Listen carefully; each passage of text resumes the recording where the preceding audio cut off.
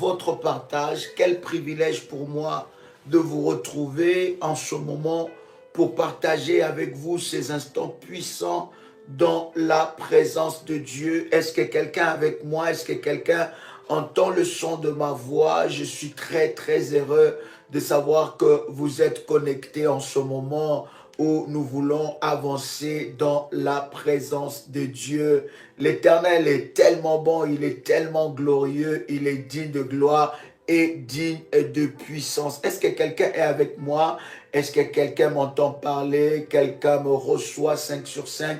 Dites-moi si vous me recevez et nous voulons avancer dans la présence de notre Seigneur. Dieu est bon. Est-ce que quelqu'un peut écrire après moi? Dieu est merveilleux. Est-ce que tu peux écrire cela avec foi, avec détermination, que Dieu est merveilleux? Il est tellement bon, il est tellement merveilleux qu'il nous accorde une grâce exceptionnelle de partager avec vous sa merveilleuse parole. Je voudrais prier ensemble avec vous. Dites-moi, est-ce que vous m'entendez très bien? Est-ce que vous me recevez 5 sur 5? Est-ce que vous entendez très bien le son de ma voix? Gloire soit rendue à Dieu. Dieu est merveilleux. Waouh, waouh, waouh. Exceptionnel, exceptionnel. Partagez le lien et pendant que vous êtes connectés, commencez à liker la vidéo. Que le Seigneur bénisse tous ceux-là qui like la vidéo. Que la grâce et la puissance de Dieu se manifestent fortement dans vos vies. Avez-vous préparé votre bouteille d'huile d'onction? L'huile d'onction de service, pas l'huile d'onction de prémisse. Souvenez-vous que l'huile d'onction prémisse, c'est une huile exceptionnelle que nous allons utiliser dans le 21 jours de jeûne et prière que nous aurons ensemble avec vous dans la grande famille révolutionnaire. Mais dites-moi, est-ce que n'est-ce pas, avez-vous préparé votre huile de service? Avez-vous préparé la feuille? Parce qu'il fallait préparer une feuille où nous allons faire un service spirituel, prophétique, une feuille avec quelque chose à écrire et je vous dirai, n'est-ce pas, pendant que nous allons prier ce que vous devez faire, n'est-ce pas? Est-ce que c'est fait déjà? Dites-moi si c'est fait. Partagez le lien parmi vos contacts WhatsApp, invitez quelqu'un, invite un frère, invite une sœur pendant ces instants dans la présence de Dieu, parce que je suis pleinement convaincu que le Seigneur nous fera énormément du bien. Dieu est tellement bon, il est tellement merveilleux, il est tellement glorieux qu'il manifeste sa gloire et sa puissance dans nos vies. Je voudrais vous inviter, bien-aimés dans le Seigneur, dans la prière pendant que tu es en train, n'est-ce pas, d'élever ta voix. Tu peux répéter après moi cette déclaration de foi et de puissance. Tu peux répéter après moi, Père éternel, dans le nom de Jésus-Christ, je crois dans mon cœur et je confesse de ma bouche que le Seigneur Jésus-Christ est mort à la croix de Golgotha. Après 3 jours, il est ressuscité d'entre les morts et assis à la droite du Père. Par cet acte divin, moi qui crois au Seigneur Jésus-Christ, je suis sauvé, je suis devenu enfant de Dieu, héritier de Dieu et co-héritier avec Christ. Jésus-Christ m'a sauvé de la puissance du péché. Il m'a délivré de toute forme de malédiction. Toute forme de malédiction dans ma vie se transforme en bénédiction au nom puissant et précieux de Jésus-Christ. En Jésus-Christ, je suis toujours la tête et non la queue. Je suis toujours en haut et non en bas. Je suis toujours le premier et non le dernier. La grâce de Dieu me distingue parmi plusieurs dans ma génération. Au nom puissant et précieux de Jésus-Christ. Amen. Gloire soit rendue à notre Dieu. Je voudrais rappeler, bien-aimés dans le Seigneur, à nos amis de Paris que ce week-end, je serai avec vous. Les places sont déjà limitées. Venez, il y a encore quelques places qui restent. Inscrivez-vous, n'est-ce pas, auprès de modératrices. Donc, ça veut dire le vendredi, le samedi, les dimanches et la semaine prochaine à Bruxelles. Il y a déjà des numéros et toutes les informations dans le groupe. Ça sera de moments exceptionnels. Vous savez, lorsque Dieu fait déplacer une onction, ça veut dire qu'il y a quelque chose de puissant qu'il veut accomplir dans votre vie. Nos amis, je suis convaincu que Dieu se manifestera fortement. Bien-aimés, nous continuons, n'est-ce pas, sur le sujet que nous avons commencé à partager avec vous. Je bénis déjà le Seigneur. Pourquoi? Parce que énormément de personnes bien-aimées dans le Seigneur ont été bénies par ce message.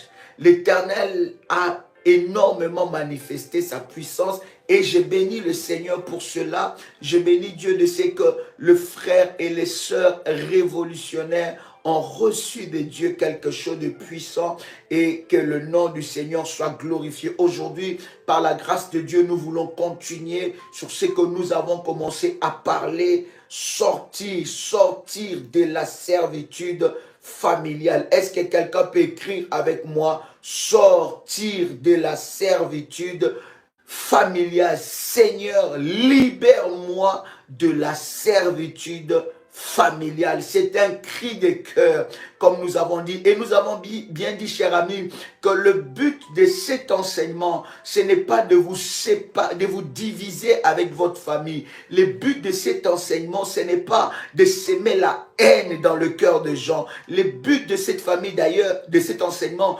d'ailleurs, tout en commençant mon message, chers amis, je vous avais expliqué que Dieu est un Dieu de famille. Dieu est un Dieu de famille et vous allez voir que depuis l'histoire de la Bible, Dieu a toujours fonctionné avec une famille. Et tous les gens qui ont marché avec Dieu, bien-aimé, Dieu a fonctionné avec une famille. La toute première famille, c'était la famille d'Adam et Ève. Donc vous voyez, le but de Dieu, c'est d'instaurer, d'installer sa puissance, son royaume, son trône dans des familles. Et comme l'ennemi, bien-aimé dans le Seigneur, copie le modèle de Dieu, son but c'est aussi d'instaurer, d'installer, n'est-ce pas, le royaume de ténèbres dans nos familles. Et c'est une réalité bien-aimée dans le Seigneur lorsque vous êtes dans le domaine du combat spirituel que vous ne pouvez pas ignorer. Je répète encore, chers amis, c'est une réalité lorsque vous êtes dans le domaine du combat spirituel que vous ne pouvez pas ignorer parce que la Bible nous parle d'un certain nombre de choses. Je voudrais prendre avec vous Matthieu, le chapitre 10. Nous sommes dans Matthieu, le chapitre 10. Quelqu'un peut prendre cela avec moi. Aujourd'hui, par la grâce de Dieu, je parlerai un peu de la servitude. Je toucherai vraiment là-dessus parce que beaucoup de gens se posent des questions. Mais comment est-ce que je peux être dans la servitude de ma famille? Quels sont les signes qui démontrent, qui montrent que je suis dans la servitude familiale? Quelles sont les choses qui montrent, qui ne trompent pas que je suis sous, n'est-ce pas, les jougs de la servitude familiale? Nous allons, par la grâce de Dieu, ensemble avec vous, essayer, n'est-ce pas, d'en parler. Que le Seigneur bénisse ceux qui like la vidéo, que la grâce et la puissance de Dieu vous localisent exceptionnellement alors que vous likez la vidéo, que le Seigneur vous bénisse et que le miracle de Dieu soit votre partage. Matthieu, le chapitre 10, je disais, nous commençons ensemble avec vous par le verset 34. Matthieu, chapitre 10, nous commençons par le verset 34. La Bible dit, écoutez, ça c'est Jésus qui est en train de parler. C'est tellement puissant lorsque vous lisez ce verset. Et deux fois, lorsque nous lisons ce verset, nous n'arrivons pas à déceler le message de notre Seigneur Jésus-Christ. Écoute ce qu'il dit. La Bible est en train de dire, Jésus, ne croyez pas, Matthieu chapitre 10, verset 34, il dit, ne croyez pas que je sois venu apporter la paix sur la terre. Déjà, dès le premier parole que le Seigneur Jésus-Christ est en train de déclarer, ce sont des paroles controverses. Ce sont des paroles qui nous poussent à réfléchir. Ce sont des paroles qui nous mettent des doutes parce que normalement, selon le plan de Dieu, il est venu apporter la paix, n'est-ce pas? Mais le Seigneur nous révèle aussi une autre facette de sa mission que nous n'avons pas décelée. Parce que souvent, nous nous limitons sur Luc chapitre 4, verset 18 ou verset 17, où quand il déroula, il dit « L'Esprit de l'Éternel est sur moi parce qu'il m'a oint pour annoncer une bonne nouvelle aux pauvres, pour annoncer une année de grâce, n'est-ce pas ?» Et c'est ça. Et des fois, nous nous arrêtons seulement sur cette mission-là. Mais la mission la plus cachée et prophétique que Jésus-Christ avait, bien-aimé, c'était d'abord de venir, bien-aimé dans le Seigneur, détruire les œuvres de l'ennemi dans nos familles. Et vous allez voir que lorsque le Seigneur Jésus-Christ, n'est-ce pas, lorsque le Seigneur Jésus-Christ est en train de parler de la famille, il parle de la famille dans un langage dur et très fort. Est-ce que quelqu'un est avec moi ici? Parce que lui-même, dans sa vie, dans la mission qu'il a reçue, il savait que la personne qui allait, n'est-ce pas, le livrer, ce n'était pas une autre personne, c'était son oncle. Est-ce que quelqu'un est avec moi ici? Vous voyez, il commence déjà à poser ses fondements. Donc j'imagine un peu la scène des disciples en train d'entendre cette parole. Ils se disent, mais qu'est-ce qu'il est en train de nous dire? Mais il est en train de se contredire. Mais or, il est en train de nous révéler la mission prophétique qu'il avait. Est-ce que quelqu'un est avec moi ici? Écoute ce que la Bible est en train de dire. La Bible dit, ne croyez pas que je sois venu apporter la paix sur la terre. Mais je suis venu apporter, je ne suis pas venu apporter la paix, mais l'épée. Wow! Il dit, je ne suis pas venu apporter la paix, mais je suis venu apporter l'épée. Oh my God! Et là, le Seigneur nous parle, nous révèle, n'est-ce pas, sa mission aussi dans le domaine du combat spirituel. Il dit, je ne suis pas venu apporter la paix, parce que ce monde est livré, ce monde est entre les mains du diable, ce monde, l'ennemi est en train de régner. Et lorsque je suis venu sur ce monde, dans ce monde plutôt, je suis venu pour équiper. Je ne suis pas venu pour donner la paix, mais je suis... Mais comment est-ce nous pouvons comprendre cela, nous qui l'appelons le prince de la paix? Mais il dit que dans ma mission prophétique, je suis venu apporter, n'est-ce pas, apporter l'épée. Je suis venu équiper.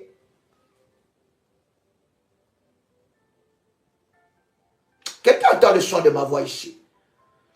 Le verset 35, la Bible est en train de nous dire quelque chose de puissant. My God, lorsque le Seigneur parle de la paix et de l'épée, il s'attaque directement au problème des familles.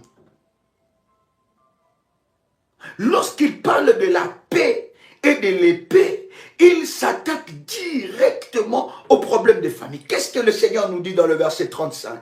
La Bible dit, car je suis venu, écoutez bien, car je suis venu mettre la division entre l'homme et son père.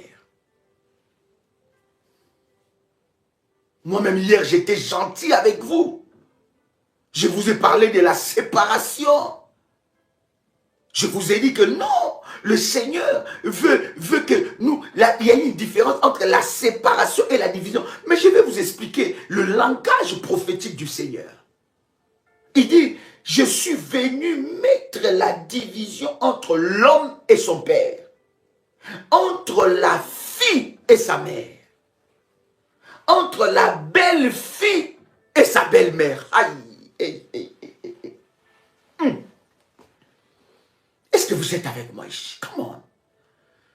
Wow. Il dit, je répète le verset 35. Car je suis venu mettre la division entre l'homme et son père, entre la fille et sa mère, entre la belle-mère et sa belle-fille. Le verset 36. Le verset 36 explique toute chose. Il dit, et l'homme aura pour ennemi les gens de sa maison. Oh. Il dit, et l'homme aura pour ennemi les gens de sa maison. Et le Seigneur va loin encore dans le verset 37. Il dit, celui qui aime son père ou sa mère plus que moi n'est pas digne de moi. Et celui qui aime son fils ou sa fille plus que moi n'est pas digne de moi. Est-ce que vous comprenez ce puissant verset que nous venons de lire avec vous? En commençant par le verset 35. En fait, le Seigneur est en train de nous brosser le tableau et de nous exposer la mission qu'il a par rapport à la famille. Et vous allez voir que le propos du Seigneur est tellement dur et direct. Je vous ai toujours dit, si Jésus-Christ avait une église dans notre temps, il n'aurait pas beaucoup de fidèles. D'ailleurs, dans l'église qu'il avait dans son temps, il n'avait que 11 fidèles. Il faisait des grands meetings, des grands rassemblements, mais il n'avait que 11 qui pouvaient les supporter. Il en avait 72. Et quand il avait 72, il a parlé aux 72. À un certain moment, il voyait qu'il y avait tellement de fausses personnes qui étaient en train de le suivre. Le Seigneur dit, c'est lui qui veut me suivre, qu'il mange ma chair et qu'il puisse boire mon sang. Et la Bible est en train de nous dire, ces jours-là, il s'est passé quelque chose de puissant. 60 personnes ont lâché Jésus. 60 personnes ont lâché Jésus. Donc si c'était bien aimé dans le Seigneur, dans notre temps où tu vois une église, un ministère, la moitié, même pas la moitié, 90% des gens de ces ministères partent en un instant, tu diras que Dieu n'est plus là. Et pourtant, c'était une façon pour Dieu de se séparer avec des fausses personnes. C'est ma prière aussi pour toi. Que l'Éternel t'amène à une maturité spirituelle, que tu ne cherches pas à être entouré avec beaucoup de personnes. Dans ta vie, écoute, il y a des gens qui, jusqu'aujourd'hui, ils cherchent toujours des camaraderies. Jusqu'aujourd'hui. Donc, ils n'en ont pas assez de combats déjà, leur propre combat dans leur vie. Mais jusqu'aujourd'hui, ils cherchent toujours de nouveaux amis, de nouvelles amies. C'est-à-dire, ils sont à la quête d'acceptation. Ils sont à la quête que les gens puissent les accepter. Ils veulent, c'est-à-dire qu'ils veulent entrer. Non, bien aimé. Il y a un certain moment dans la vie, on ne force plus. On ferme son cœur, on examine, on fait passer des gens par des tests de loyauté avant de t'ouvrir à quelqu'un. Quelqu'un entend le son de ma voix. Et c'est très puissant, bien aimé dans le Seigneur. Il y a des dimensions dans la vie où quand quelqu'un te quitte, laisse-lui partir. C'est Dieu qui a voulu que cette personne-là puisse te quitter parce que peut-être que dans les jours à venir, il allait devenir un frein pour la mission, pour la destinée que Dieu veut faire avec toi. Tu es là toujours derrière, en train de pleurer pour des personnes qui t'ont quitté, pour des amis qui t'ont quitté, pour ta famille qui ne veut plus te parler, pour ta famille qui ne t'adresse plus la parole, pour tes véritables amis qui aujourd'hui t'ont tourné les dos. Tu es là en train de te plaindre. Or, tu ne sais pas que Dieu est en train d'exaucer la prière qui dit « Éloigne-nous du mal ».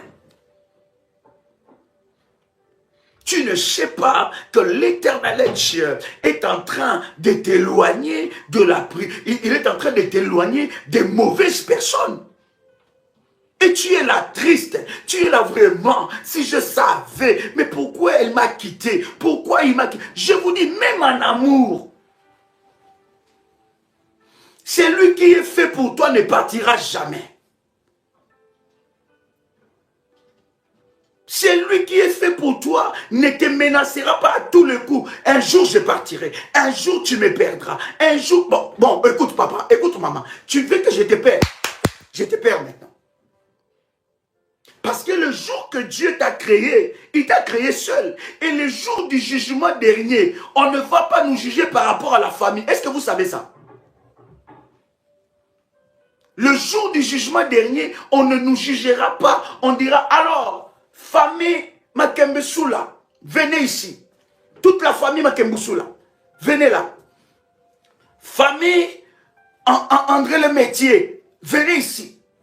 Famille Fernandez Menuisière, venez ici. Alors, on va commencer par l'oncle. Après l'oncle, on va attaquer la tante. Non, non, non, non, non. La Bible est en train de dire que chacun de nous répondra devant Dieu de ses actes et de ses actions. C'est-à-dire que quand même tu passeras au jugement dernier, ton mari ne sera pas là. Ta femme ne sera pas là.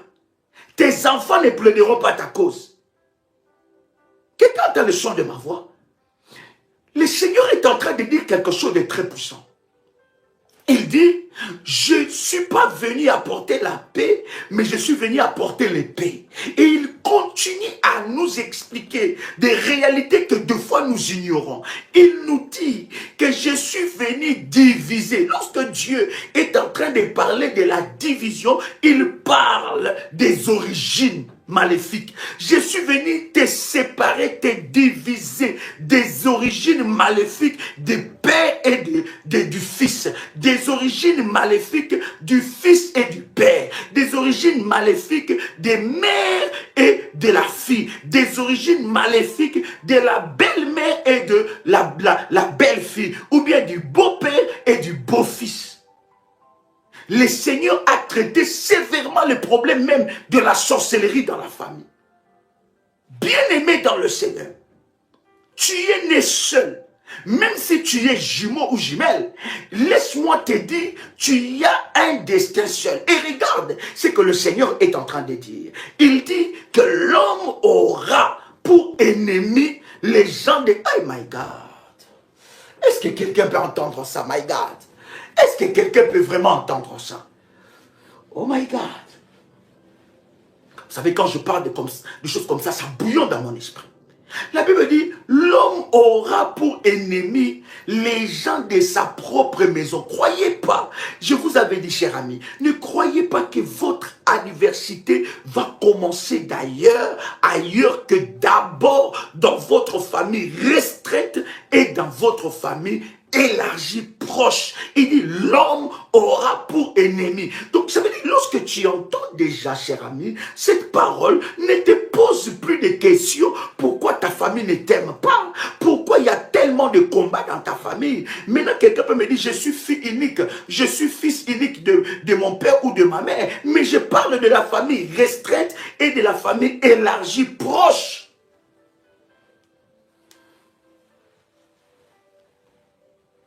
Est-ce que quelqu'un entend le son de ma voix ici? Est-ce que quelqu'un entend le son de ma voix? Le Seigneur nous révèle, il nous dit, l'homme aura pour ennemi les gens de sa propre famille. En fait, pour Judas, lorsqu'il regardait Jésus, Il voyait Jésus comme une machine à faire de l'argent. Pour lui, Jésus était là pour fournir. Il s'en foutait complètement des problèmes de Jésus. Et lorsqu'il voyait qu'il pouvait en tirer beaucoup, il était prêt à aller vendre Jésus. Il y a des personnes comme ça, cher ami, qui sont dans la véritable servitude.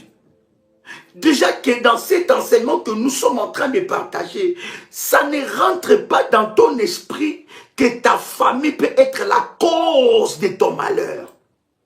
J'ai dit peu. Hein? Il y en a qui parlent français mieux que moi. Ta famille peut être la cause de ton malheur. Il y en a qui ne comprennent pas que ce qui est en train de l'arriver aujourd'hui dans sa vie, c'est sa famille qui est aussi derrière ça. Il y en a jusqu'à maintenant qui ne comprennent pas, qui ne peuvent plus fonctionner dans les sentiments et dans les émotions, en fonctionnant dans la naïveté. Quelqu'un m'a posé une question. Il me dit, mais Daddy, ces personnes, je les connais.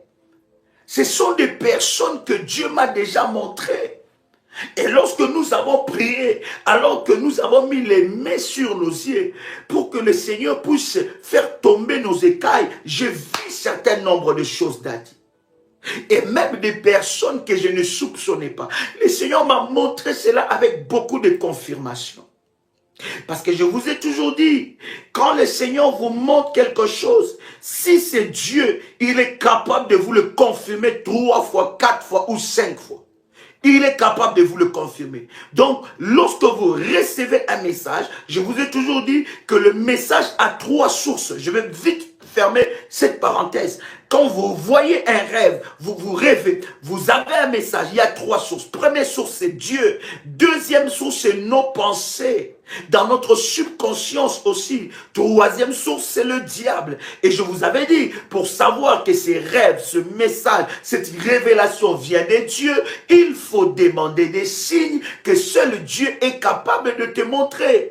Il faut demander des véritables signes de la part du Seigneur. Et si dans ton esprit, tu n'es pas encore convaincu, tu dois demander au Seigneur des signes qui sera des preuves et qui t'amènera dans la conviction. Donc, ne jugez pas directement parce que aussi, je vous avais déjà longuement enseigné le domaine du rêve.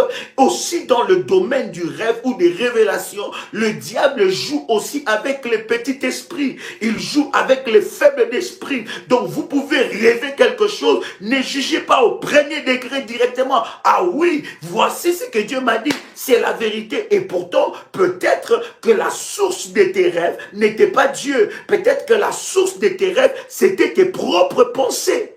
Donc c'est toujours très important dans les choses spirituelles que vous soyez équilibrés. C'est toujours très important dans les choses spirituelles que vous puissiez comprendre. Ça veut dire que lorsque je fais un rêve, lorsque Dieu me révèle quelque chose, je ne vais pas juger cela au premier degré. Je vais demander la confirmation de la part de Dieu et je vais demander des signes de la part de Dieu. Et si ces rêves-là viennent de l'ennemi Satan, bien aimé, ces rêves-là doivent être brisés. Vous allez voir que si ces rêves vient de l'ennemi Satan, bien-aimé dans le Seigneur, ces rêves-là ne se répétera pas. Même un message qui vient de Dieu, quand tu reçois même un message, un prophète t'a appelé, une prophétesse t'a appelé, parce qu'aujourd'hui, il y a tellement de prophètes et de prophétesses ambulantes. Il y a tellement de gens qui voient des choses sur la vie des gens, mais qui ne voient pas dans leur propre vie. Donc, ils peuvent t'appeler, ils peuvent te dire des choses. Avant que tu puisses accepter, bien-aimé, ces messages-là, il faut demander la confirmation de la part de Dieu et des signes de la part de Dieu. La vie, la destinée d'une personne n'est pas conduite par des révélations d'autres pasteurs, des révélations d'autres prophétesses, des révélations d'autres prophètes, des révélations d'autres personnes. Non, la destinée d'une personne est conduite par Dieu. Si cela te concerne, si ça vient de Dieu et que cela te concerne, l'Éternel peut te révéler aussi. Il peut te confirmer les messages que tu reçois. Parce qu'il y a aussi des prophètes de de malheur. Donc, c'est pour vous dire que dans la révélation, quand vous recevez un message de la part de Dieu, Dieu peut vous montrer que telle personne est dans telle chose, ou telle personne est en train de faire telle chose. Alors, quand vous commencez directement à accepter cela, bien-aimé, non, prenez le temps d'abord de prier pour que le Seigneur vous confirme. Et la personne, pour revenir à ce que je vous disais, c'est très important cette parenthèse que nous avons ouverte avec vous et nous la fermons pour avancer, n'est-ce pas?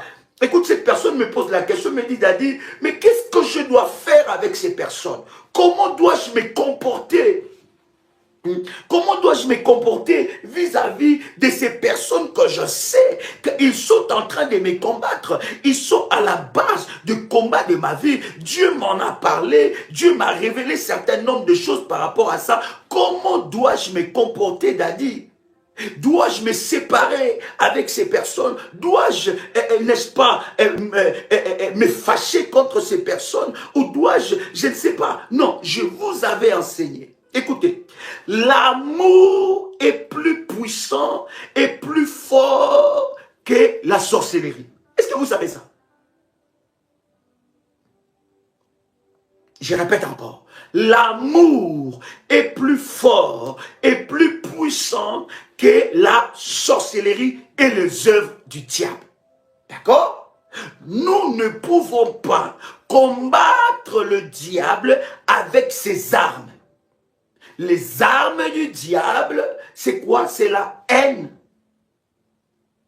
Vous ne pouvez jamais vaincre dans le domaine du combat spirituel si vous êtes dans la haine. L'amour, c'est des charbons ardents sur la tête de nos oppresseurs. Même quand nous faisons les combats spirituels, nous nous attaquons aux esprits mauvais qui est en train d'animer ces personnes. Et nous nous attaquons aussi aux oppressés entêtés. Les oppressés entêtés, c'est la catégorie des oppresseurs de la lignée de Judas. Les oppressés entêtés, c'est la catégorie des oppresseurs de la lignée de Judas. Cette lignée-là, leur place, c'est la mort. Est-ce que vous comprenez? Mais nous combattons dans l'amour. Nous ne combattons pas dans la haine. Ces personnes, nous devons manifester notre amour vis-à-vis de ces personnes. Mais écoutez-moi très, très cher ami. Manifester de l'amour ne veut pas dire être, comment ça? Ne veut pas dire être manipulé. Manifester de l'amour ne veut pas dire, voilà l'expression qui me vient. Manifester l'amour ne veut pas dire être, être naïf.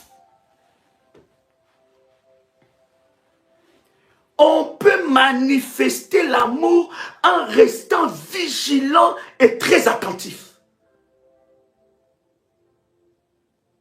Est-ce que quelqu'un a compris cela? Manifester l'amour, ce n'est pas être bête comme vous le dites. Cher ami, permettez-moi l'expression. Manifester l'amour ne veut pas dire que tu sais que cette personne-là t'a combattu. Cette personne-là est à la base de ton malheur. Dieu te l'a révélé avec des signes. Il t'a montré avec des preuves. Et qu'est-ce que tu vas faire? Tu vas l'embrasser. C'est comme ça qu'Abel est mort bêtement.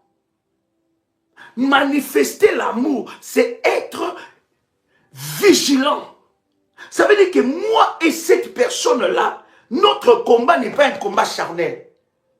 Je ne vais pas l'appeler au téléphone pour l'insulter. Pour lui dire, écoute, je sais déjà ce que tu fais. Cette nuit, tu étais venu me chercher, non?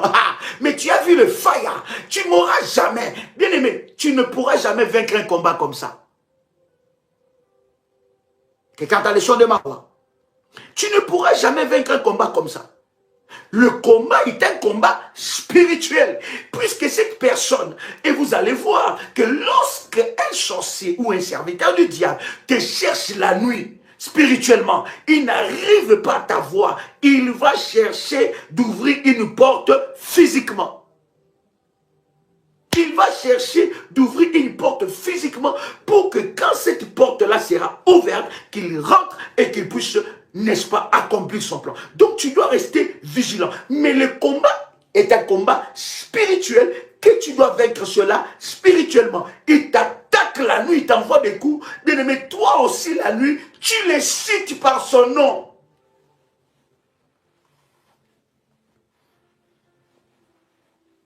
Toi aussi la nuit, tu les cites par son nom et tu commences à fracasser ses œuvres.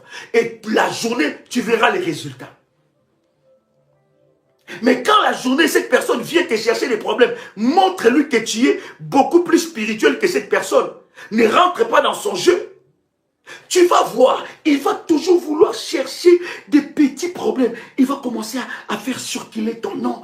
Il va inventer des choses, de toutes pièces. Il va faire circuler ton nom. Regarde ça, regarde ça. Et quand toi, tu entends ça, ça t'énerve.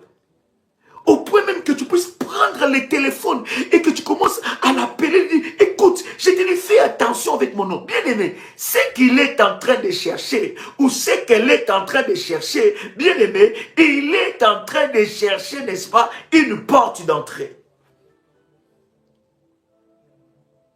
Est-ce que quelqu'un m'a saisi? Est-ce que j'ai répondu à cette question-là? Maintenant, il y en a qui sont dans la servitude. Je vais vous parler d'une histoire exceptionnelle. Je ne vais pas lire avec vous plusieurs versets, mais c'est un verset sûrement que vous connaissez, cher ami. C'est dans Genèse, chapitre 37, verset 19. Je vais lire avec vous seulement ce verset-là. Vous voyez que le Seigneur Jésus-Christ dans Matthieu, que nous venons de lire ensemble avec vous, il nous a dit que nos ennemis viennent d'où? Nos premiers ennemis ne viennent pas d'ailleurs. Écoutez, cher ami, s'il y a quelqu'un de loin qui n'est pas de ta famille, t'a attaqué et que cette attaque est parvenue jusqu'à toi, sache qu'il y a quelqu'un de ta famille qui a ouvert une porte. Parce que le monde spirituel fonctionne avec des protocoles. Il y a quelqu'un qui a ouvert cette porte pour que ces problèmes-là puissent arriver jusqu'à toi. Il y a eu quelqu'un qui t'a livré. Écoutez, Jésus, la Bible dit, avant que nous puissions lire Genèse, Jésus, la Bible dit, lorsqu'il était avec ses disciples, il était confondu avec ses disciples. Il était confondu avec ses disciples. Donc si quelqu'un ne connaissait pas réellement Jésus, s'il rentrait voir Jésus avec ses disciples, il n'allait pas, n'est-ce pas, nommer, ou bien il n'allait pas pointer du doigt, dire que c'est celui-là Jésus. Il ne pouvait pas. Mais il fallait Judas. Judas qui connaissait Jésus. Judas qui pouvait détecter Jésus parmi plusieurs. Et d'ailleurs, lorsque le soldat arrive pour arrêter Jésus, Judas leur donne un signal. Judas leur dit, cher ami, il dit, c'est lui que je vais embrasser. C'est lui que je vais donner un baiser. C'est celui-là, Jésus, que vous allez arrêter. Donc si Judas n'avait pas donné ce signal-là de baiser, on ne saurait pas qui est Jésus. Mais combien de baisers de Judas tu as déjà reçus dans ta famille? Ah, ma sœur, viens ici. Tu ne sais pas que son corps a déjà été préparé dans le monde des ténèbres. Quand tu es en train de l'embrasser, il est en train de te transmettre une maladie. Quand tu es en train de l'embrasser, ce n'est pas elle qui t'embrasse, mais les démons qui t'embrassent. Quand tu es en train d'embrasser, ce n'est pas lui qui t'embrasse, mais c'est les esprits qui ont préparé son corps. Quand elle t'appelle pour venir manger, tu diras, mais Daddy m'a dit, Daddy nous a prêché qu'on doit être dans l'amour. L'amour sans vigilance, bien aimé, c'est la naïveté. C'est de la servitude. L'amour sans vigilance, c'est de l'esclavagisme. L'amour sans vigilance, c'est de la naïveté. Et ça te tuera, bien-aimé. C'est comme quelqu'un qui voit, il voit, n'est-ce pas, une grande fossée, une fosse, il voit ça et il dit, ah, je vais sauter, Jésus-Christ sera avec moi. Bien-aimé, tu sauteras et tu descendras et tu mourras.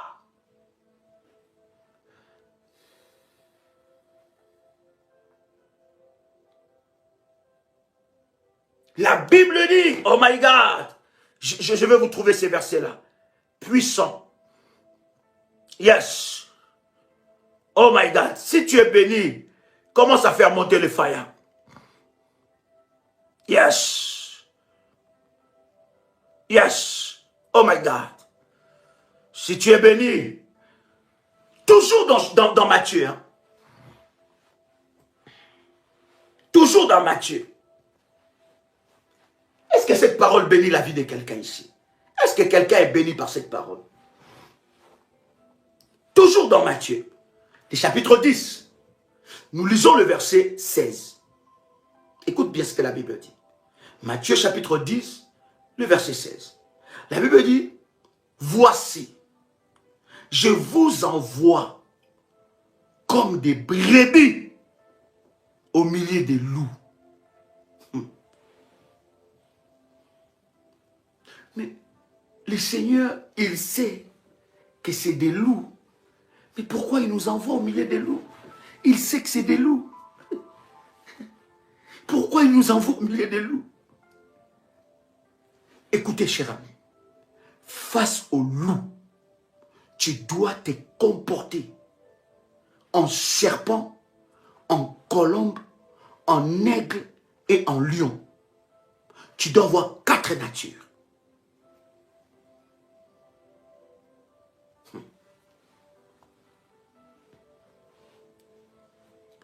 Face aux loups, lorsque tu sais que tu es dans une famille de loups, tu connais ta famille.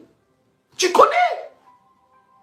Même depuis que tu as commencé à prier, tu es monté dans cette dimension. J'entends une de mes filles qui m'envoie, mais c'est-à-dire, depuis que je me suis engagé dans une forte prière, depuis que avant j'avais de la peine à bâtir les hôtels. Quand j'entendais l'histoire des hôtels, ça me faisait mal aux oreilles. J'ai dit, mais c'est pas possible. On ne peut pas prier seulement sans les hôtels là. Voilà les pasteurs escrocs comme ça là. Je ne savais pas que c'était des principes. Il dit, Daddy, quand j'ai bâti mon hôtel, c'est ce jour-là que Dieu m'a révélé l'identité de mon père.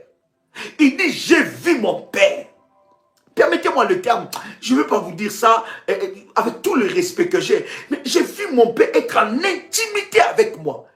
Et mon père m'a dit, tu as fait l'erreur de bâtir l'autel. Parce que tu ne sauras pas renverser mon autel. Il dit, Daddy, c'est depuis ce jour-là que j'ai commencé à élever des autels. Et j'ai vu comment mon père ne pouvait plus entrer dans ma chambre. Je le voyais. Ma chambre était toute en fire.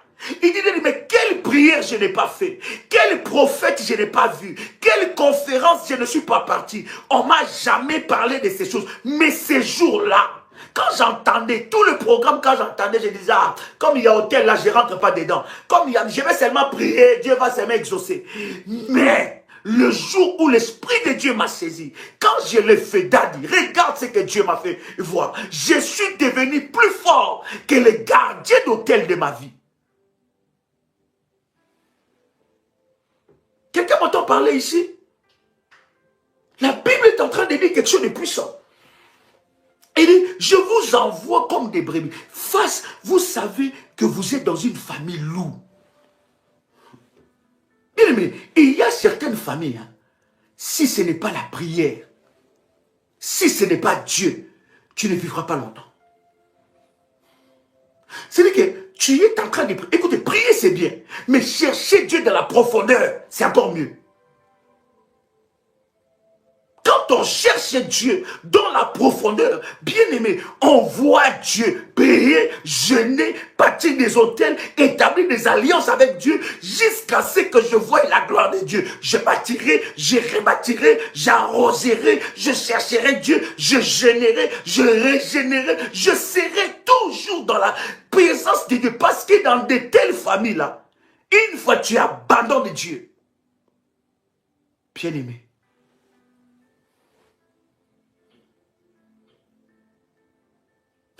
lorsqu'on est dans une famille loup, tu dois avoir la nature du serpent.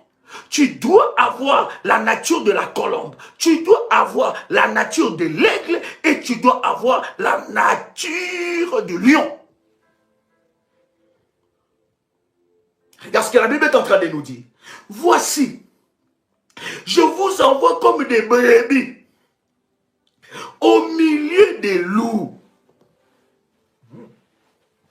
Il dit, je vous envoie comme des brebis au milieu des loups. Vous pensez que Dieu ne connaissait pas l'état d'esprit ou l'état d'âme de votre famille avant que vous soyez né dans cette famille-là?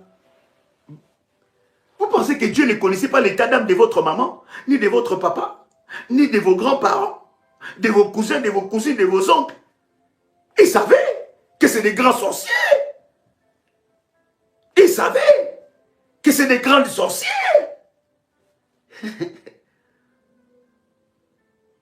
Et surtout toi qui es né des parents sorciers. Ils t'ont consacré depuis ton ventre. Mais l'Éternel et Dieu t'a fait sortir et a brisé cette consécration maléfique. Alors tu dois rester constamment dans la présence de Dieu. Parce que ces alliances-là, lorsque tu ne restes pas dans la présence de Dieu, ça risque, bien aimé, de te réclamer. Je vous envoie comme des brebis au milieu de loups. Et regarde ce que la Bible est en train de dire. Soyez, première des choses, soyez prudents comme qui? Les serpents. Or, les serpents dans la Bible a une très mauvaise image. Mais ici, le Seigneur utilise la prudence du serpent. Prudents comme les serpents. Ça veut dire, bien aimé, il y a des invitations qu'on n'accepte pas. Toi, quand on t'appelle seulement pour envoyer l'argent, tu ne te poses même pas de questions. Tu ne demandes même pas à Dieu. Tu ne pries pas, Seigneur, dois-je le faire? Directement dans ton cœur, ça commence à bouillonner. Et tu peux même aller prendre crédit. Tu peux toi-même manquer même de l'argent. Tu peux même manquer de quoi mettre dans le carburant. Mais quand on te demande de l'argent, bien aimé, directement tu envoies. Je ne suis pas ici en train de dire, écoutez-moi très bien. Je ne suis pas ici en train de dire qu'il ne faut pas aider. Mais aider pour devenir un esclave, ça je dis non. Aider pour développer quelqu'un, aider pour faire épanouir quelqu'un, ça je dis oui. Mais aider pour maintenir la personne dans la dépendance, pour maintenir une personne dans la dépendance, va faire de toi un esclave et fera de toi, te fera entrer dans la servitude.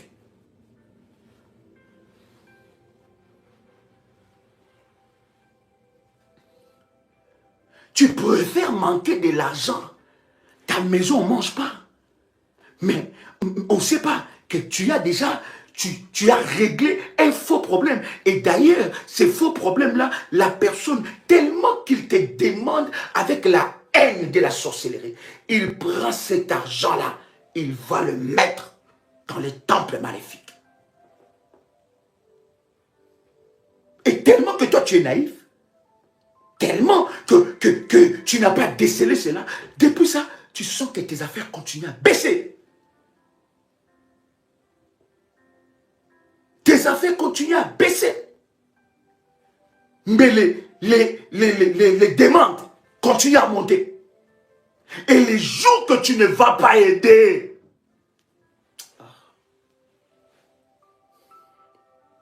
c'est ces jours-là que tu vas te ramasser tous les insultes. C'est ces jours-là que tu vas savoir qui est avec toi et qui n'est pas avec toi. Bien aimé, aider quelqu'un pour se développer, oui. Payer les études de quelqu'un, gloire à Dieu, pour qu'il puisse avancer, se développer. Aider quelqu'un à bâtir un projet, gloire à Dieu, pour qu'il se développe. Mais aider pour que la personne puisse être dans la dépendance, ça s'appelle de la sorcellerie et ça s'appelle de la servitude. Ça peut te choquer, mais au moins tu as déjà entendu ça une fois.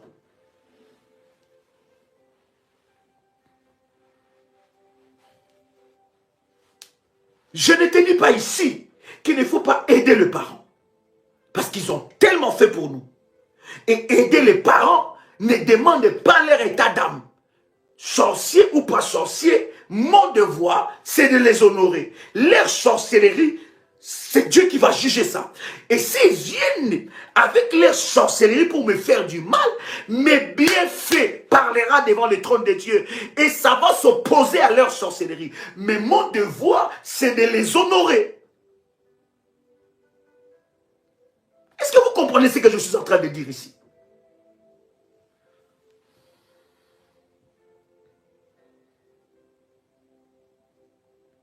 Tu dois sortir complètement de la servitude.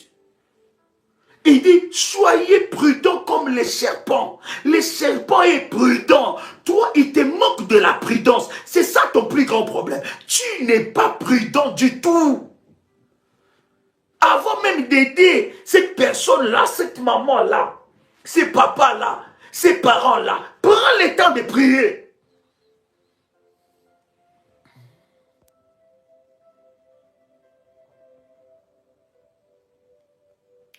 Mais quelqu'un m'envoie une question. Aider une maman à faire manger les enfants car elle est divorcée et elle n'arrive pas avec un salaire. Oh, quelqu'un, quelle question exceptionnelle. Waouh. Mais je viens de répondre à cette question-là, cher ami. Aider pour se développer, pas aider pour la dépendance. Non. Non. La première personne à aider, c'est d'abord vous-même. D'ailleurs, le monde nous enseigne que la charité bien ordonnée commence où? Par soi-même. Mais aider maintenant quelqu'un pour qu'il se développe, oui.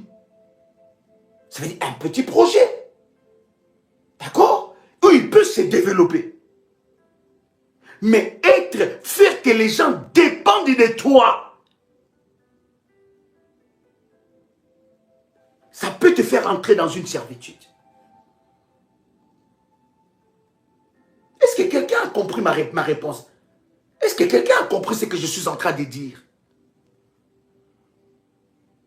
Je ne suis pas ici, je ne veux pas que vous interprétiez mal cet enseignement. Je ne suis pas ici en train de te dire qu'il ne faut pas aider ta famille. Je n'ai pas dit ça. Ce n'est pas sorti de ma bouche. D'accord? Mais je suis en train de te dire, aider pour se développer, oui. Même Dieu fonctionne comme ça avec nous.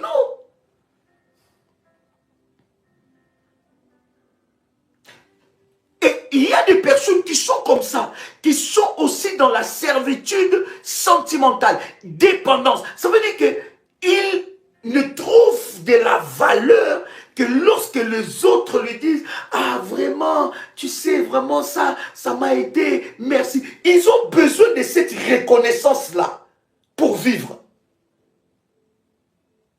Ils ont besoin de la reconnaissance des hommes pour vivre.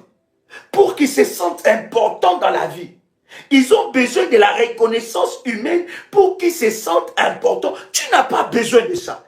Ne crois pas que tous ceux-là qui te disent merci, ils te disent réellement merci de leur cœur, dans leur cœur. Et ces merci-là sont sincères. Ne crois pas ça.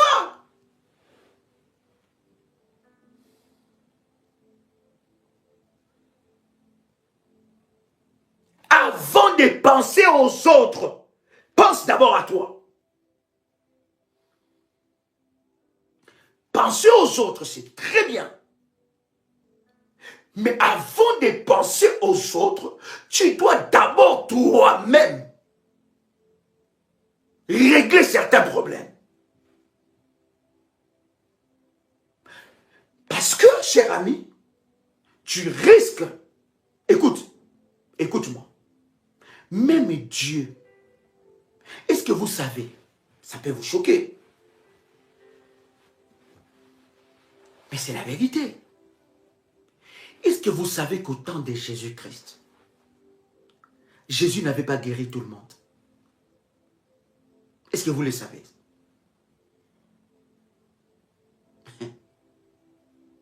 Est-ce que tu penses que toi, tu vas finir le problème de tout le monde, toi là? Hein? Hein? Hein? Et toi-même, regarde le langage que tu as. Je préfère rester avec rien, mais aider les gens. Hein? On ne refuse pas que tu dois aider les gens. C'est très important. Moi-même qui vous prêche, vous connaissez des œuvres par la grâce de Dieu et la vocation que je fais par la grâce de Dieu. Mais bien aimé, faites attention. Que cela ne te fasse pas entrer dans une servitude familiale. Même Jésus sur la terre, il n'a pas guéri tout le monde. Encore plus pire. Mon fils Christian. Encore plus pire, cher ami. Jésus arrive dans la piscine de Bethesda. Il arrive dans la piscine de Bethesda. La Bible décrit la scène de la piscine de Bethesda. Il y avait plusieurs morts. Et plusieurs plutôt malades, excusez-moi les termes. Il y avait plusieurs malades autour de la piscine.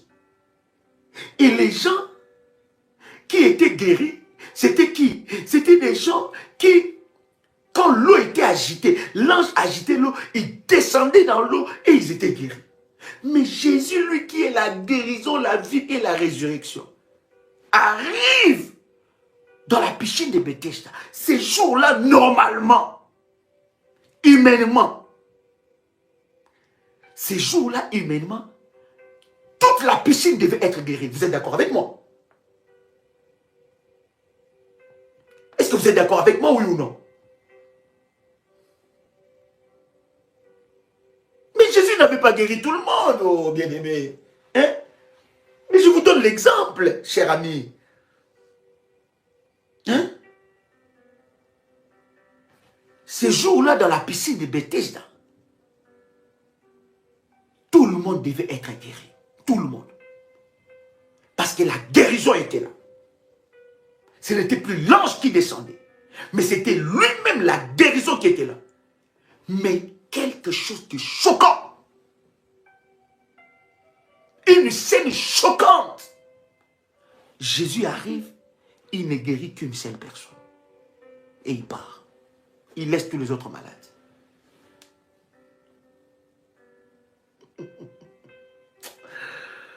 Oh, cher ami, la délivrance est un processus. Et quand vous êtes délivré là, vous commencez à percer. Il guérit seulement. Et d'ailleurs, ce malade qu'il guérit, Jésus, c'est le malade d'ailleurs qui décrit à Jésus la scène qui se passe. Il dit à Jésus, hein, il dit à Jésus, il dit, je suis ici, ça fait 38 ans. Cet homme souffre pendant 38 ans. Il dit à Jésus, il dit, mais quand je vais me plonger dans l'eau, dans la piscine, pendant que la piscine est agitée, les autres descendent avant moi et on me fait sortir encore malade. Parce qu'il y a quelqu'un qui est descendu avant. Donc vous voyez un peu la scène qui s'est passée là. Donc quand quelqu'un descend dans l'eau, quand l'eau est agitée, les malades sautent, les estropiés sautent, les boités sautent, ils sautent tous dans la piscine. Maintenant, pendant ce temps, vous allez entendre seulement les autres dire, je suis guéri. Parce qu'il était sauté avant, pendant que l'eau était agitée. Mais vous allez entendre les autres qui disent, qui appellent les membres de leur famille. Fabio, la vient me chercher, je pense que c'était pas mon tour. Andriette, viens, je suis là, tu sais que je ne sais pas monter là-bas. Hein? Viens me chercher, parce que je ne suis pas guéri. Ah, grand frère, vraiment toi tu n'es pas guéri. C'est ce qui s'est passé. Et d'ailleurs cet homme-là dit à Jésus, il dit, je n'ai même personne pour me jeter dans l'eau. Et si je descends là-bas et que je ne suis pas guéri, qui va me faire sortir? Il y a chaque personne qui... Mais Jésus arrive dans une telle scène où il y a une demande terrible, où il y a une désolation comme ça. Mais il arrive, il ne guérit qu'une seule personne. Et il part.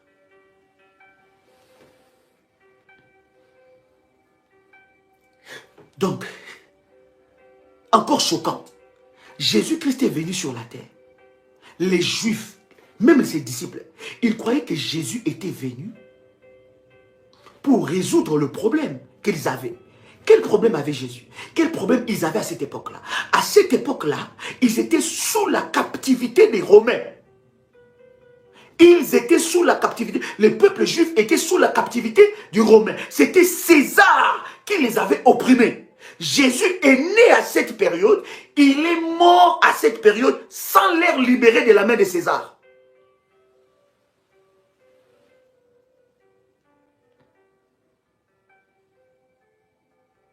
Quelqu'un a compris ces choses? Donc ça veut dire quoi? Ça veut dire quoi, cher ami? Même Jésus n'avait pas fini les problèmes de tout le monde. Il avait un plan, il avait un programme. Donc toi là qui es en train de me suivre, tu ne peux pas finir les problèmes de tout le monde. Détrompe-toi.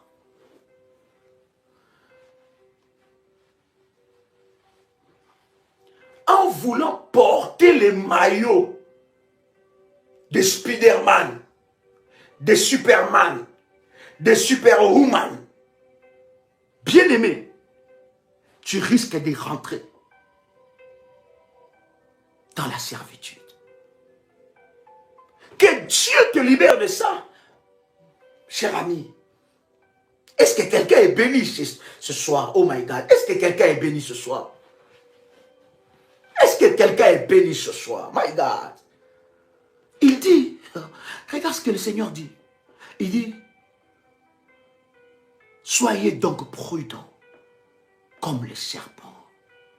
Sois prudente, ma soeur. Comment cette même personne-là, qui est en train de t'insulter, quelle ingratitude tu n'as pas vécu? Toi, ton cœur, on est en train de le blesser matin, midi et soir dans ta famille. Mais c'est comme si tu es devenu leur esclave. Parce que plus ils te blessent, plus tu rentres, tu fais toujours la même chose. Ah, c'est ma famille, non? Qu'est-ce que je dois faire? N'est-ce pas Dieu qui avait dit, aidons-nous les uns les autres? Ça, ce n'est plus aidons-nous les uns les autres. Ça, c'est la servitude.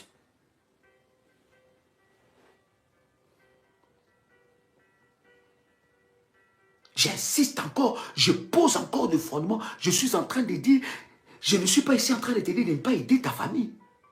Mais ne rentre pas dans le piège du diable, de la sorcellerie familiale. Hein? Il dit, soyez prudents. Pourquoi tu ne peux pas être prudent?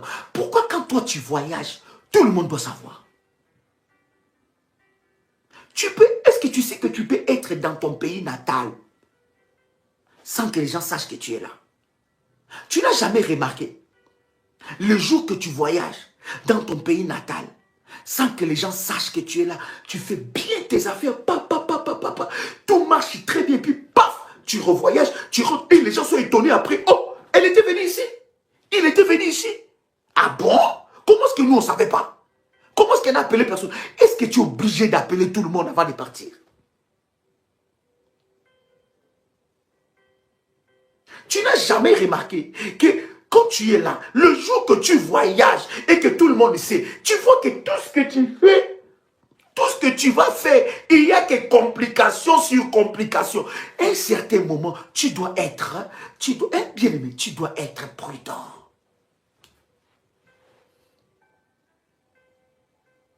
Est-ce que cette parole bénit la vie de quelqu'un? Est-ce que cette parole bénit la vie de quelqu'un? Toi, tu veux montrer que c'est toi qui as l'amour dans la famille. Mais tu sais qu'on ne t'accepte pas. Tu sais les gens que toi tu as aidés là. Ce sont ces gens-là qui t'insultent aujourd'hui. De toute façon, ce n'est pas eux qui vont te payer, c'est Dieu qui va te payer. Mais tu ne peux pas être prudente. Tu ne peux pas être un peu prudent. Comment tu te livres comme ça dans la sorcellerie familiale?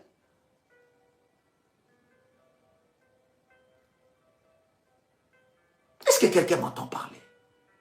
Bien aimé, prends ta feuille. Je dis, prends ta feuille, mets ta feuille devant avec un stylo. Je veux te dire quelque chose de faire avec ça. Avec l'huile d'onction. La Bible continue à dire, soyez donc prudents comme les serpents. La Bible, le Seigneur utilise la prudence du serpent. Et il dit, simple comme la colombe.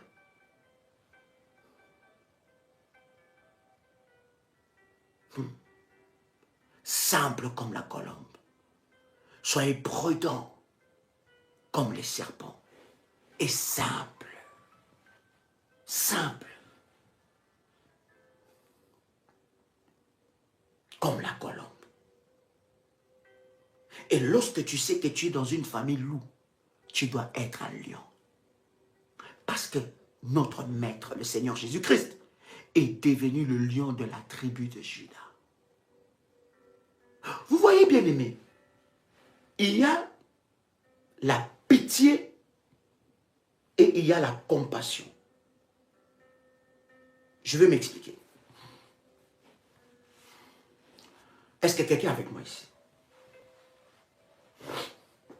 Est-ce que quelqu'un est avec moi ici? Si tu es là, fais monter les fire. Comment? Oh my God. Il y a ce qu'on appelle la pitié et il y a ce qu'on appelle la compassion. La compassion est biblique. D'accord? Et vous allez voir dans la Bible parle énormément de la compassion. Mais très, très, très peu, pour ne pas dire pas du tout, de la pitié. Il y a des versets, quelques versets qui parlent de ça. Derrière, des fois, la pitié que nous avons des gens, se cache des fois quelques manipulations. Mais la compassion te permet d'être vigilant avec Dieu. J'ai compassion. Je veux aider quelqu'un. Je prie pour la personne. Mais je ne veux pas que cette personne puisse dépendre de moi. Qu'il dépende de Dieu. Parce que moi aussi, je dépends de Dieu. Vous voyez, cher ami, cela est très important. Des fois dans la vie, surtout dans nos familles, où nous avons des fois des sémences de la sorcellerie, être discret, c'est très important. Tu peux aider quelqu'un discrètement, sans prendre les fanfares et la trompette. Il y a des personnes, j'aime notre maître, le Seigneur Jésus-Christ. Il y a des personnes que Jésus-Christ a guéries. Jésus-Christ dit à cette personne, ne dis à personne. Pensez-vous que Jésus avait peur que cette personne-là puisse parler? Mais il savait ce qu'il faisait. Vous savez, si vous êtes simple, je ne parle pas de la fausse humilité. Être simple et être humble vont de pair. Être simple, ce n'est pas de t'habiller en pacotille. Non. Être simple, ce n'est pas de t'habiller au temps de l'époque de la Bible. Non. Être simple, c'est être naturel. Être simple, c'est être vivable. Il y a des gens qui ne sont pas vivables du tout.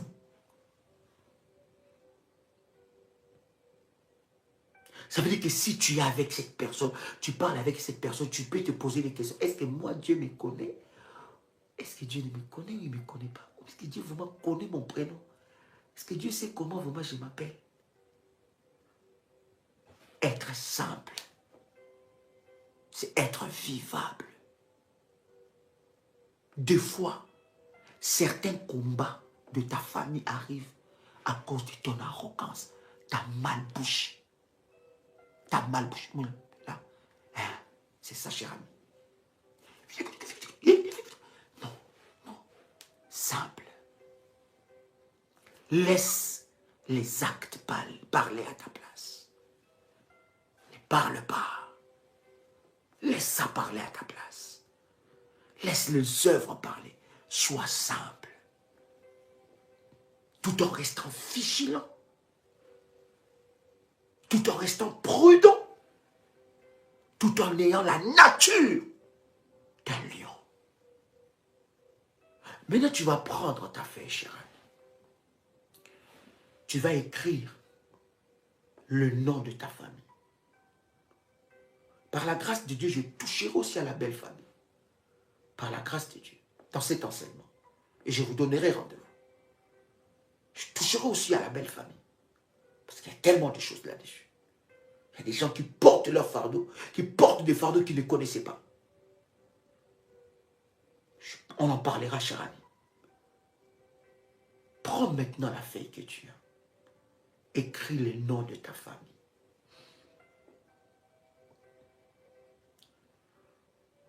Si tu es marié, tu m'entends, écris le nom de ta belle famille.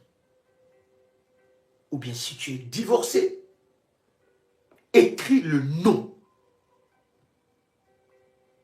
Écris le nom de ton ex, de la famille, de ton ex-mari, que vous avez des enfants, ou de ton ex-femme. Si c'est fait, vous prenez un peu d'huile d'onction sur votre main. Je vais d'abord consacrer la bouteille d'huile. Je vais consacrer cette huile.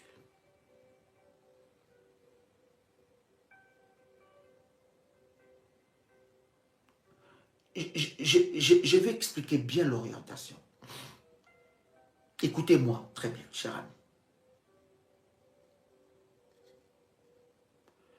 Écris les noms de ta famille, pas les noms des membres de ta famille. Avec la feuille que tu as là, tu ne finiras pas. Il n'y aura pas assez de place, cher ami. Parce que tu commences à écrire les noms de ton père, de ta mère, de tes soeurs, de tes tantes, de tes cousines, de tes cousins, de tes oncles, de tes grands-pères, arrière-grands-pères, des cousins de papa, des cousins de maman. Tu n'auras pas assez de place, cher ami. Écris juste le nom de ta famille. Tu es de quelle famille? Tu y es de quelle famille? D'accord? Écris juste le nom de ta famille. Si tu es marié, écris le nom de la famille de ton mari. Est-ce que l'orientation est claire? Si tu es divorcé aussi, écris le nom. Si tu es divorcé, pas d'enfant, tu n'as pas besoin d'écrire. Mais si tu es divorcé, que tu as eu des enfants, écris aussi le nom de la famille du mari. Est-ce que c'est clair? Ne remplis pas la feuille. Je sais que si tu as bien compris l'orientation, tu ne peux pas remplir la feuille, cher ami. Est-ce que quelqu'un est avec moi? Est-ce que quelqu'un dit c'est clair, je vais avancer? Comment? Parce que nous voulons prier. Waouh! Est-ce que l'orientation est claire? Gloire au Seigneur. Maintenant, tu peux prendre ta bouteille d'huile. Si tu as fini d'écrire, tu tiens ta bouteille d'huile dans ta main droite. N'est-ce pas? Korabashikarabase. Manterebo shikarababa. Kereshikaresa broshika. Manderebo sharabada terebo shike. Mareterebo sapro. Kinderebo shike. Manderebo shindarababa. Tenez votre bouteille d'huile. L'huile de service. Et nous allons commencer à prier. Rakama rebo shabraga. Manterebo shikarababa. Pendant que tu tiens la bouteille d'huile dans ta main droite, tu commences à prier. Et maranterebo shiprokota rabase. Manterebo shiraba kanterebo se. Mara mandereba shipro. Reterebo sarakantarababose. Marinterebo shipra kantarabo. Rimanderebo shikarababababa. Rekamanderebo shipro hokaramanderebo sa. He ramandaraba shinderebo sapro. Raterebo shikerebo sa. Mandarabababa, ranterebo shikarababa, irikerebo shindarabababa, radarabababa. Hallelujah, hallelujah, hallelujah, hallelujah. Rabba shindarabababa, Mabra sandarabababa, Mandorobo shika mandarada, Manderebo shinderebeya, Mandoroko rababa shike. Yeke rebo shandarababa, rabababa. Commence à prier, continue. Tiens la bouteille d'huile d'onction dans ta main droite. Commence à prier le Seigneur. Yes. Yes. Hallelujah. Hallelujah. Hallelujah. Mandarabababa. Yabababa shenderebo sabra. Que cette huile soit sanctifiée, Yahweh. Que cette huile soit le support de la grâce, de la gloire et de la puissance. Que cette huile soit sanctifiée. Ramanderebo sabra. Yekete ramandaraba. Rekete marebro shikabababa. Manderebo shandere kete mandadai. Rute kamarabo sheke mandereda. Marante rebo shika mandereba se. Roto raba shike tere mandadai. Mareke terebo shipro sarabadai. Rakate manderebosa. Yahweh, que cette huile soit sanctifiée. Que cette huile soit sanctifiée. Que cette huile soit sanctifiée. Que cette huile soit sanctifiée. Que cette huile soit sanctifiée pour le service. Au nom de Jésus-Christ. Bien-aimé, tu peux ouvrir maintenant ta bouteille d'huile d'onction. Tu ouvres ta bouteille d'huile, cher ami. Alors que cette huile est sanctifiée, tu prends l'huile un peu sur tes mains. Tu prends un peu l'huile sur tes mains. Bien-aimé dans le Seigneur. Et tu imposes tes mains sur la feuille. Impose tes mains sur la feuille où tu as écrit le nom de ta famille. Bien-aimé, nous allons commencer à prier. Tu as posé tes mains, pose ta main maintenant. Mets un peu d'huile d'onction sur tes mains et pose ta main sur cette feuille. L'huile que tu tiens est sanctifiée. Bien-aimé dans le Seigneur, tu vas prier l'Éternel est Dieu. Selon Jérémie chapitre 33 verset 3. La Bible dit, invoque-moi, je te répondrai, je t'annoncerai des grandes choses, des choses cachées que tu ne connais pas. Oui, il y a des choses cachées. Il y a des caïens dans cette famille. Il y a ceux-là qui travaillent pour ta perte, pour ton malheur. Demande à Dieu d'ouvrir tes yeux et de te montrer nommément chaque personne. Que le Seigneur Dieu te montre les caïens cachés dans cette famille. Ceux-là qui combattent ta vie et ta destinée. Qui ne soient plus cachés. Tu vas élever ta voix maintenant. Tu vas prier. Tu vas répéter après moi. Tu dis, Seigneur, dans le nom puissant et précieux de Jésus-Christ, Mandarabo Shandaragai, dans le nom puissant et précieux de Jésus-Christ, Père éternel, je viens devant ton trône de grâce.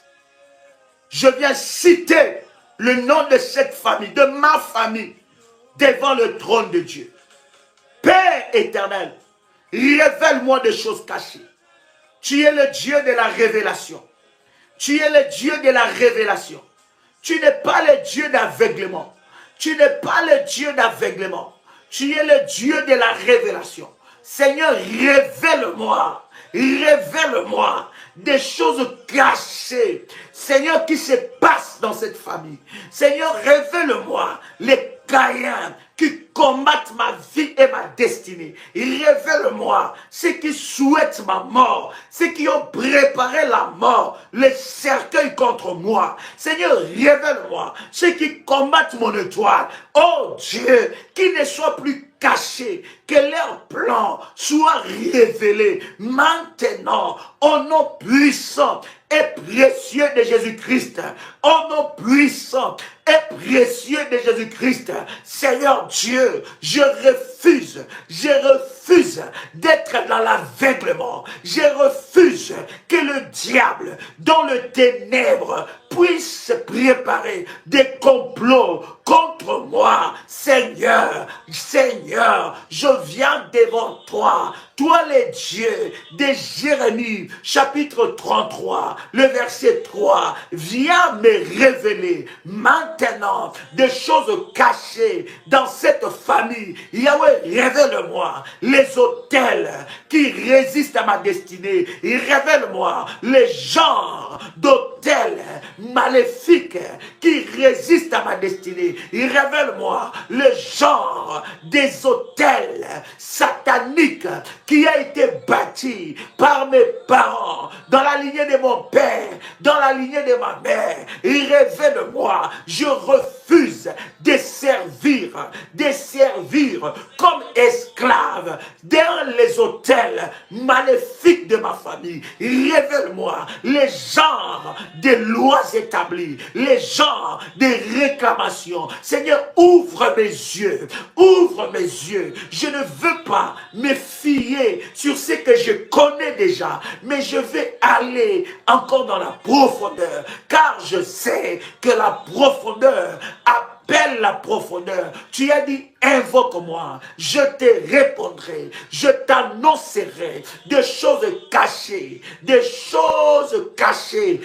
grandes choses que tu ne connais pas. Seigneur, je refuse d'être dans une famille où tu me révèles pas l'état d'âme de chaque membre de ma famille. Seigneur Dieu, je viens devant toi, je viens avec le nom de cette famille devant ton trône de grâce. Rien de caché ne soit caché, rien de caché ne soit caché, rien de caché ne soit caché, rien de caché ne soit caché maintenant au nom puissant et précieux de Jésus-Christ.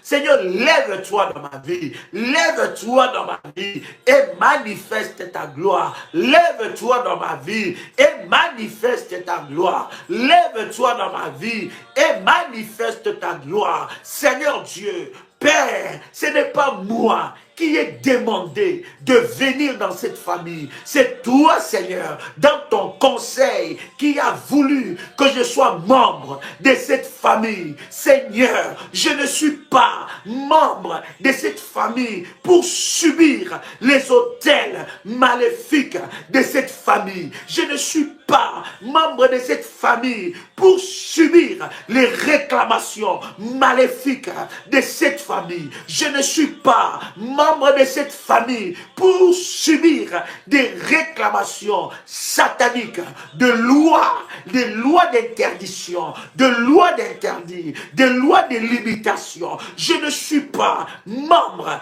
de cette famille pour servir les dieux et les déesses de cette famille. Seigneur Dieu, tu as dit, tu n'es pas venu apporter la paix, mais l'épée. Seigneur, par ton épée, sépare-moi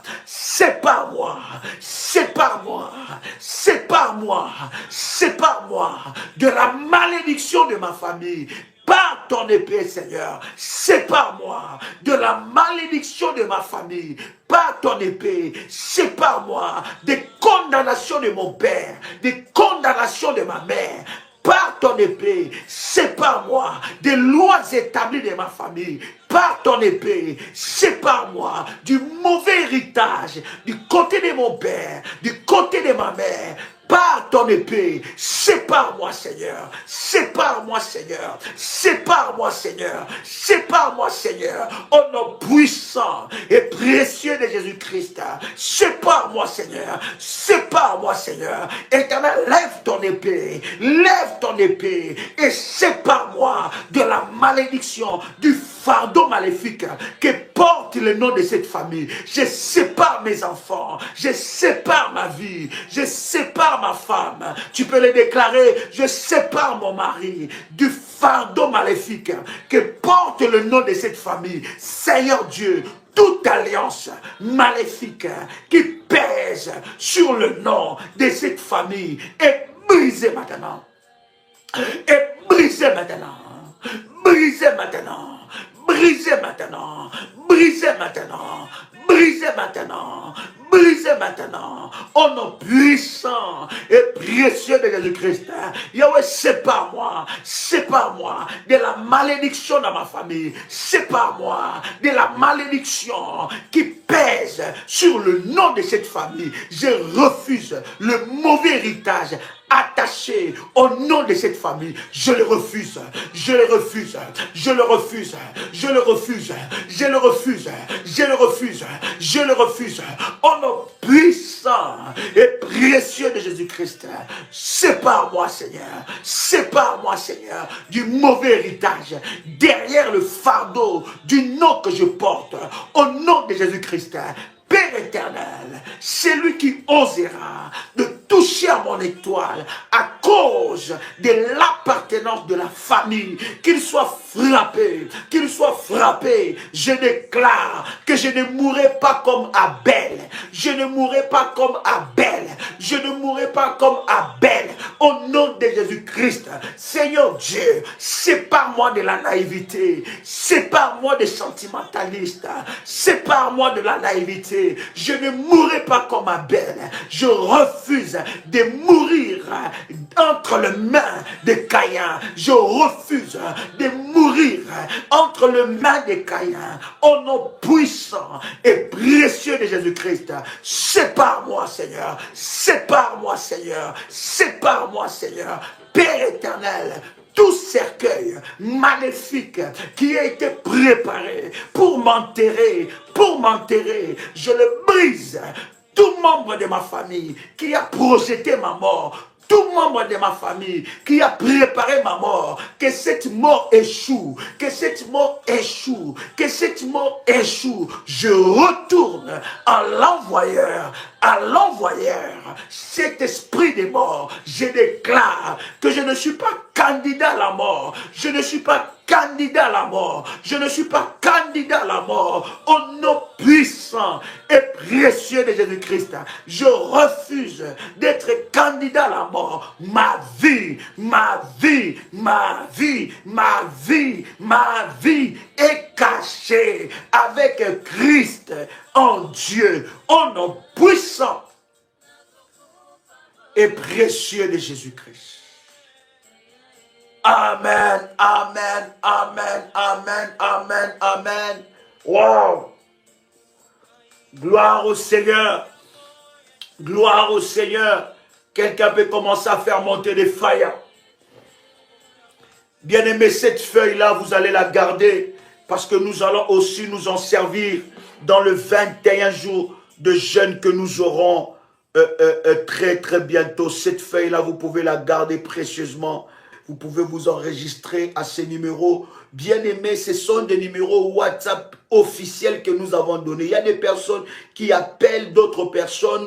Non, il y a des numéros, ces numéros fonctionnent. Et chers accompagnateurs spirituels, que vos numéros sont publiés chaque fois. Vous devez regarder vos messages parce qu'il y a beaucoup de gens qui se plaignent qu'ils ont envoyé des messages depuis longtemps. Ils n'ont pas de retour. Donc, je répète encore ces numéros, plus 90 533 849 59 44. Donc, bien aimé, vos numéros, n'est-ce pas, sont en ligne. Envoyez ce message, n'envoyez pas auprès des daddies parce que, bien aimé dans le Seigneur, nous avons déjà donné les numéros avec lesquels vous pouvez envoyer le message. On vous enverra les instructions.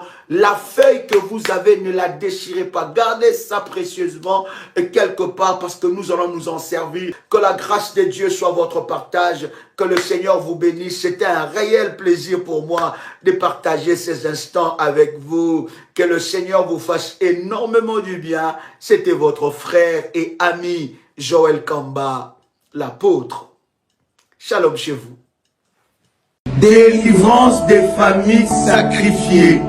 Délivrance des familles sacrifiées. délivrance de famille sacrifiée. Du 27 avril au 10 mai, nous aurons notre premier programme de l'année dans la grande famille révolutionnaire. Retenez bien, nous aurons 2 semaines de puissance du 27 avril au 10 mai. Ça sera des moments d'exception, de puissance, de délivrance pour des familles sacrifiées, où il y a des autels, des réclamations, de blocages. Bien aimé, c'est un programme de famille. C'est un programme où nous allons prier pour la délivrance de tes enfants, la délivrance des autels maléfiques, la délivrance des totems. Nous allons entrer dans la profondeur pendant 2 semaines pour la prière. N'est-ce pas, pasteur? Pour la prière. Alléluia. Famille bien-aimée dans le Seigneur. Vous vivez sous des lois, vous vivez sous des condamnations, sous des réclamations familiales. Voici ce programme puissant qui va avoir lieu, dans lequel nous vous invitons, vous qui nous suivez, à participer pour votre délivrance et surtout la délivrance de votre famille. Ce lien-là doit être brisé au nom de Jésus-Christ. Cette réclamation-là doit être brisée au nom de Jésus-Christ. Ces événements périodiques continuels qui se passent dans vos vies doivent s'arrêter au nom de Jésus. Et au travers de ce programme, nous allons entrer dans un moment de puissance, de consécration, pour que tu puisses vivre la délivrance, toi et ta famille. Alors, ne reste pas à côté de ce programme. C'est le moment de déjà se préparer. Commence déjà à t'inscrire. Commence déjà à t'inscrire auprès des numéros que vous voyez défiler. Inscrivez-vous auprès des bergers et des modératrices, parce que le groupe sera bientôt déjà, n'est-ce pas, activé, ouvert. Ce groupe sera ouvert, c'est un groupe WhatsApp, et nous aurons de programmes de prière privés pour ceux qui seront inscrits, et toutes les informations par rapport à ce programme, bien aimé, sera donné. Je voudrais, cher ami, que tu puisses te préparer pour la délivrance de tes enfants, te préparer pour la délivrance de ton mari, te préparer pour la délivrance de ta femme. Il faut que le lien soit coupé, que le cordon ombilical soit coupé, que l'arbre généalogique maléfique puisse tomber, que toi et tes enfants, ton mari, que vous soyez détachés de toutes sortes de malédictions générationnelles. N'attends pas, ne tarde pas, inscris-toi maintenant. Inscris-toi comment? Maintenant. Délivrance des familles sacrifiées au nom de Jésus-Christ.